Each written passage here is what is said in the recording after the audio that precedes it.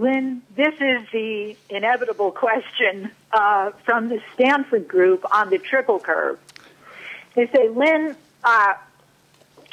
first of all, the particular individual who's put forward the question says, Lynn, we've been anxiously waiting for the opportunity to actually sit down with you personally and show you what we've done and discuss some of your recent activity. Mm-hmm. However, there always seems to be some reason why this is postponed. And before I ask my question, I'd like to propose to you that you just kind of come on out here and hang out with us and forget the formalities, because we really do need to get down to business. And I think that's a proposal I'd endorse, actually. Yeah. But he goes on to say, in the recent weeks, there certainly has been some confusion, I think, on the website, with diagrams of the triple curve going up and coming down. And we initially were somewhat alarmed, but we're actually satisfied that we're on the right track. And, we're continuing the work that we started some months ago. But it's my own view that it would be very important, because I know it's important for our own interns here to hear it directly from you, as to what the confusion was and why it might have come about. If you could do that for us, thank you. Oh, fine. I'm glad to do that. I enjoy doing that. I've just explained to people, my first real discovery, a notable discovery in forecasting occurred in the year 1956. At that point, I was an executive for a consulting firm, and with one of my areas of specialty was in dealing with the auto industry, which I soon discovered on my exposure to many client cases and similar clinical cases was really a nightmare. And it characterized the entire downfall of the United States, which occurred during the 1950s. So in 1956, on the basis of my study of the auto industry and some other features of the U.S. economy which coincided with this problem in the auto industry, I forecast in the summer of 56 that there would be, between the end of February and the beginning of March of 1957, the most steep recession that the United States had experienced in the post-war period up to that time. And the point is that people who were playing with the monetary figures, which is what most of the forecasters were doing then, were trying to take a monetary statistical approach to understanding an economy, all failed. They were all incompetent. Now, therefore, to understand the triple curve, which actually came as a refinement of my successful forecast of the February-March 57 collapse, is that financial data is worthless as a forecasting tool. Because as in that case, I'll just describe the thing here, I've described it before, but the point was, what I discovered was a rotten contract between the automobile manufacturers and the automobile dealerships.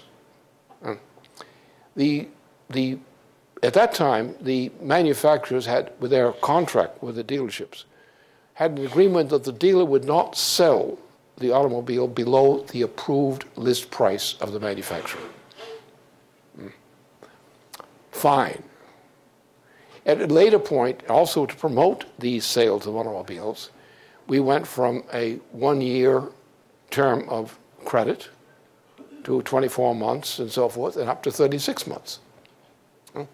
So in all of this, and not only in the auto industry, but in certain other categories of the U.S. economy, the U.S. economy was as corrupt as hell, fiscally. The financial statistics was fraudulent, inherently fraudulent. But most people believed in it. For example, you had in the period the quality of the automobile deteriorated that was produced. because they were always using cost reductions. They would have automobiles delivered with Coke bottles and sandwiches buried in various parts of the car, stinking like the hell. You have to take the car apart and get the rotten sandwich and the Coke bottle and so forth out of there before you could deliver it. That was a typical kind of thing that was going on in Detroit. This is particularly true of General Motors at that time. So the prices were meaningless. A 36-month, in 1956, a 36-month contract on a new car purchase would have had 35 months of equal payments, and the 36 months was a lollapalooza. It could be 10 times even with the rest of the whole thing, or something like that. Also, because of this contract, in order to sell all these cars that they were trying to sell, and they were opening up dealerships. You would have gas stations opening up an new car automobile dealership. The competition and effort to sell these cars was so great, while the quality was deteriorating. So therefore, you would have this pileup of these 36-month contracts that came along. And the 36 balloon note, the one at the 36 payment. And the assumption was, among the credulous, was that since you were going to trade the car in about 24 months after the initial purpose of the new car, there wouldn't be a 36-month note problem, because this would all have been absorbed into the trade-in process. The other side of the trade-in process was that in order to pretend that they'd sold the new car at the list price, for retail list price, what they would do is they would add a value to the inventory value of a used car taken in trade. And this could be 50% or more higher than the actual used car value on the wholesale trading market.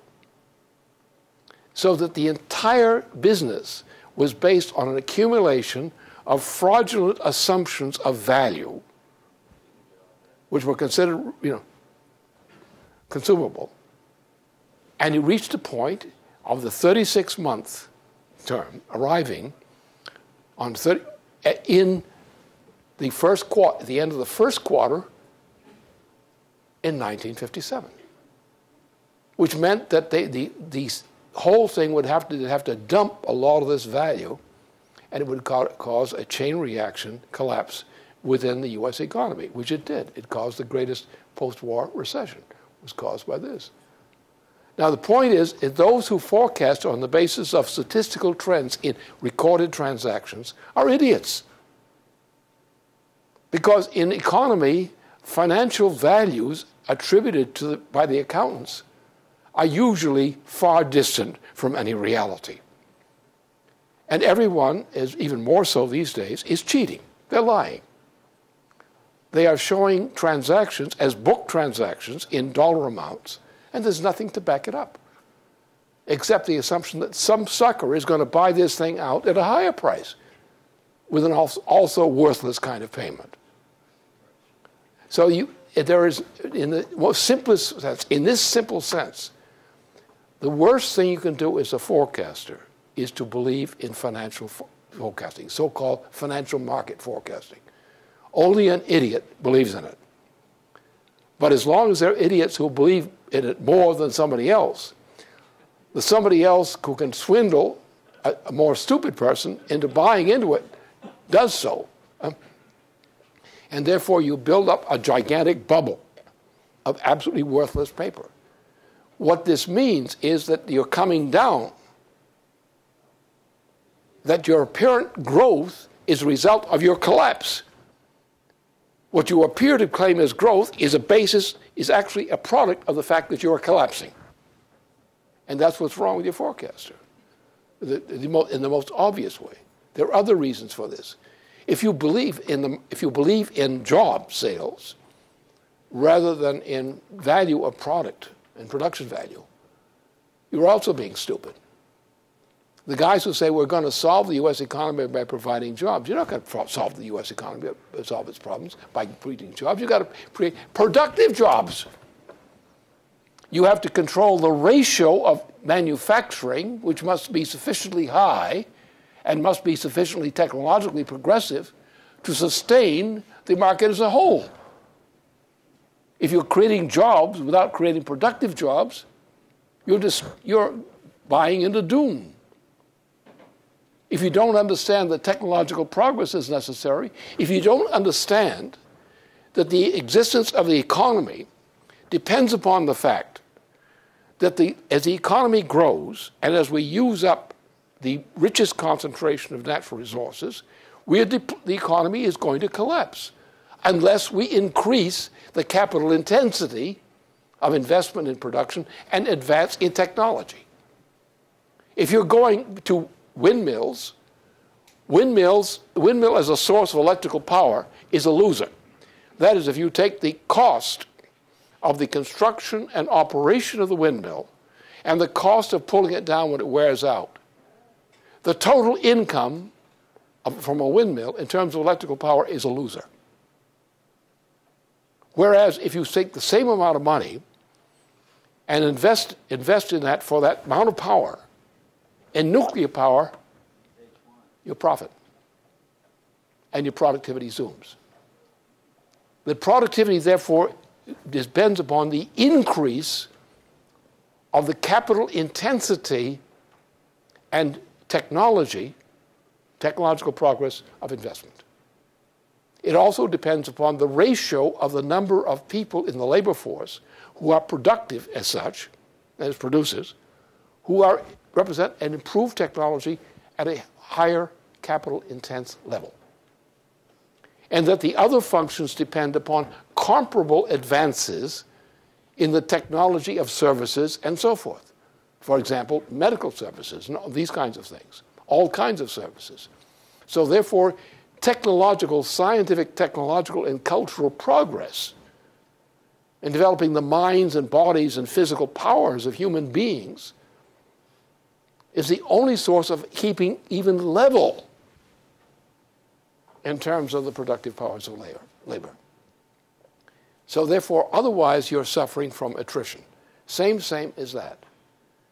And also, remember this other little more complicated thing, but it's an essential consideration.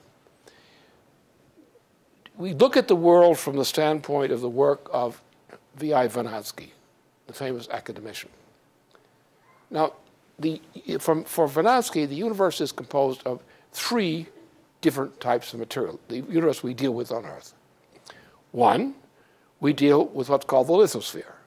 This is a section of the stratum of the planet which the living processes come in contact with one way or the other.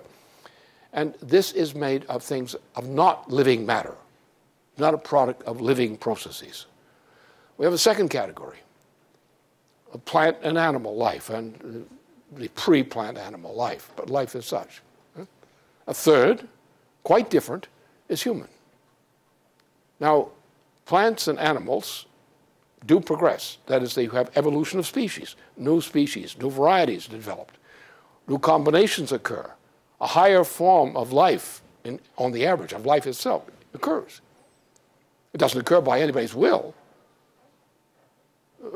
Animals breed, but they don't think about it. They just do it. They may sniff each other in certain parts of the body, but that doesn't mean that they're thinking. It means that they're selecting, not thinking. And you get no creativity in quitting creativity, obviously, in non-living materials. You're supposed to get it in human beings. And now, therefore, the potential proliferation density of a particular type of non-living material, the first category, or living material, living species, tends to be fixed as in a system, as in a systemic way. And human beings, no. Let's take the comparison of the world population of monkeys and gorillas. Gorillas are very small, as compared with human beings. Mammals, for example, have a fixed potential as an aggregate of a biosphere species. Human beings have no limits on the human population, except those set by scientific and technological progress, such as going to Mars, such as visiting various other parts of the galaxy where we might find planets which are much more agreeable for us than Mars. Humanity has no such limitation. Humanity, only humanity, is creative. Man is not an animal. Animals would like to be men, but they're not. So therefore, we have to consider the fact that we as human beings live in economy by utilizing to a very large degree the dead bodies of plants and animals which are now embodied in the biosphere. And as we do this, we obviously select those resources of these types of dead bodies which are more accessible and more concentrated. In other words, we take the richest ores, not the poorest. So as we use up the richest ores, we are compelled to use less rich ores. How do we do this? We change our practice to use forms of power which are of a higher rank in energy flux density.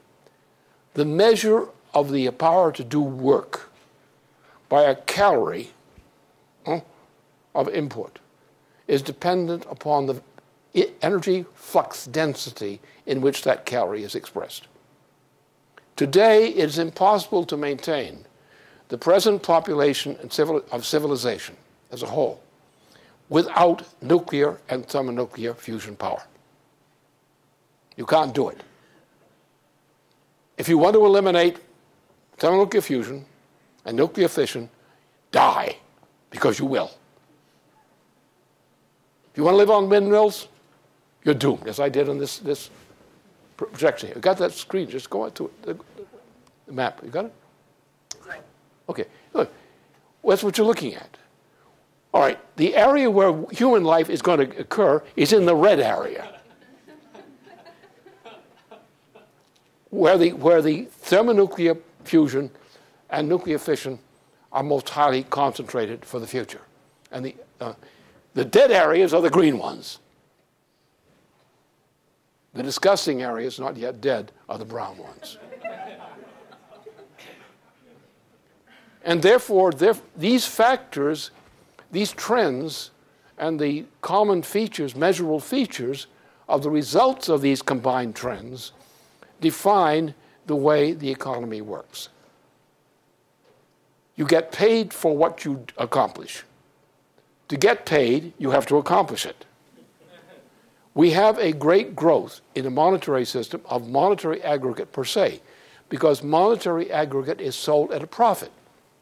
It doesn't actually produce anything, it doesn't earn anything, but it claims to earn something.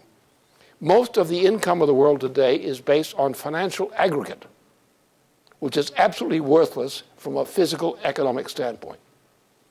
The amount of the financial aggregate which is useful, because it goes through the economy, the physical economy, has been shrinking since 2007. Actually, this has been a trend which was established in 1966-67. Since the beginning of the first year of the U.S. Indochina War, the U.S. economy has been dying. The death rate has accelerated. Since 1987, it's gone into a plunge. Since the collapse of the Soviet Union, when there was no longer any investment in advancement in technology to speak of, the world economy has collapsed. We now have the goal established by the British Empire of actually destroying technology. And the spread, in what area? Where is the green? Where is the brown? It's in the area where stupid jerks say they want windmills and they want solar collectors. Solar collectors are a waste of money. They're worse than a waste of money. They're destroying the potential for humanity. Because a calorie of sunlight impinging upon a solar collector is a waste of money. Whereas a calorie of sunlight impinging upon a green plant through the action of chlorophyll converts that calorie into a higher energy flux density in a certain way, which results in the proliferation of trees and crops where otherwise you get desert. The more solar collectors you have, the more desert you're creating where there should be green. The less solar collectors you have and the more reliance upon plant life, green plant life, the better off you are. So tear up and destroy the solar collectors. Get the plants back. We love the plants. Green plants. If you want higher energy flux density, let the living processes of plant life help you. Let them give you trees. With a green field, you get 1 to 2% yield on the solar radiation. With a good forest, you get 10%. Hey, buddy, what do you want? We didn't fix our water system in the Western Plains. Look at the aquifer, there. We are destroying the United States territory by not developing the green. And the green comes in the form of trees and plants and living processes generally. The biggest source of it is similar processes in the oceans. So the green policy is a criminal policy. And thus we have the effects of attrition, which are destroying the population potential of the planet as a whole as a result of green policies. Green is the color of death. So these are the kinds of factors you have to consider. Physical process factors and the evolutionary processes.